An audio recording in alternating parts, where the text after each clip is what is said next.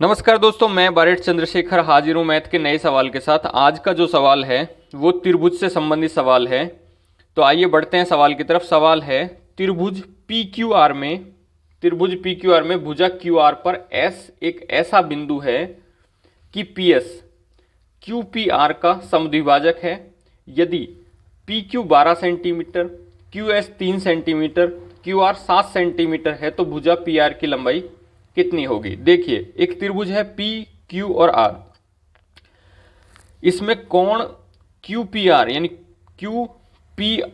P जो कोण है उसका समद्विभाजक है पी एस, और एस एक बिंदु है क्यू आर पर जो कि कोण क्यू पी आर को समद्विभाजित करता है। ठीक है, इसके बाद में है कि पी क्यू 12 सेंटीमीटर है, पी और क्यू की लंबाई 12 सेंटीमीटर है, क्यू एस 3 सेंटीमीटर है, क्यू और आर यानी क्यू से आर तक की लंबाई 7 सेंटीमीटर है और क्यू एस 3 सेंटीमीटर है। तो ये जो एस आर होगा ये होगा 4 सेंटीमीटर। 3 और 4 7 यानी क्यू और आर तक की लंबाई 7 सेंटीमीटर है, जिसमें क्यू एस दिया हुआ है 3 सेंटीमीटर है, तो ये रिमेनिंग एस आर 4 सेंटीमीटर हो गया। अब हमें निकालना है पी आर। पी और आर जो है वो एक्स है, उसे एक्स मान लेते हैं। अब जो कोण समद्विभाजक जो है उसके अनुसार नियम होता है कि यदि किसी कोण को कोई रेखा समद्विभाजित करती है तो वो सामने वाली भुजा को उसी अनुपात में बांटेगी जिस अनुपात में अन्य भुजाएं रहेंगी। देखिए, एक त्रिभुज बन गया ये, जिसमें त्रिभुज है पी क्यू और एस, और एक त्रिभुज बन गया ये इधर वाला पी एस आर और पी एस आर और पी एस क्यू, यानी दो त्रिभुज बन गए। यानी ये जो कोण समद्विभाजक है क्यू पी का, वो सामने वाली भुजा क्यू एस और एस आर को उसी अनुपात में बांटेगा जिस अनुपात में अन्य भुजाएं होंगी। तो ये समद्विभाजक का गुण है। तो अब जो अनुपात है वो लिख लेते हैं, जैसे कि 3 और 4 का वही अनुपात होगा, समानुपात जो 12 और अनुपात x का रहेगा।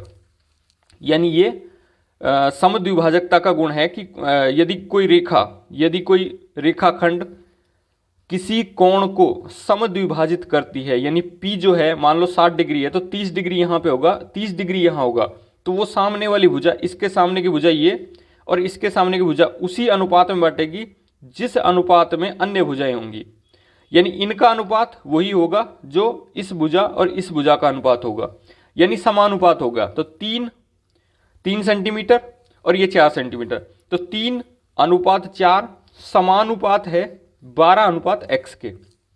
अब देखिए, इसको हम 3/4 और बराबर 12/x लिख सकते हैं। एक तरीका ये है। दूसरा तरीका है कि अनुपात समानुपात में हमने सीखा है कि बाहरी संख्याओं का गुणा ये और आंतरिक अनुपातों का गुणा ये दोनों बराबर होता है।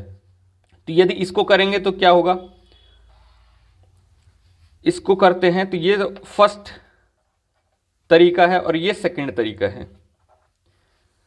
फर्स्ट तरीके में इसको और इसको गुणा करेंगे, 3 गुणा x बराबर होगा 12 गुणा 4 के, यानी 4 गुणा 12 के बराबर होगा। x निकाल लेते हैं, 3 को नीचे डाल देते बटे में, तो 3 से काटेंगे, 3 एकम 3 और 3 चौको 12, 4 गुणा 4 करेंगे तो x का मान आएगा 16 सेंटीमीटर। दूसरा यह है कि इनको हमने अनुपात में रखा, यानी 3 और 4 का वही अनुपात होगा जो कि 12 और x का होगा।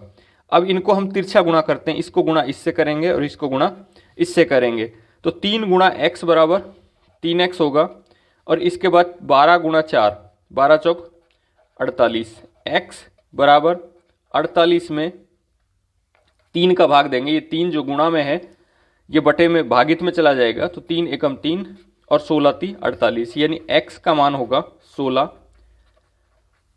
सेंटीमीटर। तो ये दोनों तरीके से किया जा सकता है, जैसा समझ में आए उस तरह से इसे किया जा सकता है। तो दोस्तों आज के लिए बस इतना ही, मिलते हैं नेक्स्ट क्लास में किसी नए सवाल के साथ।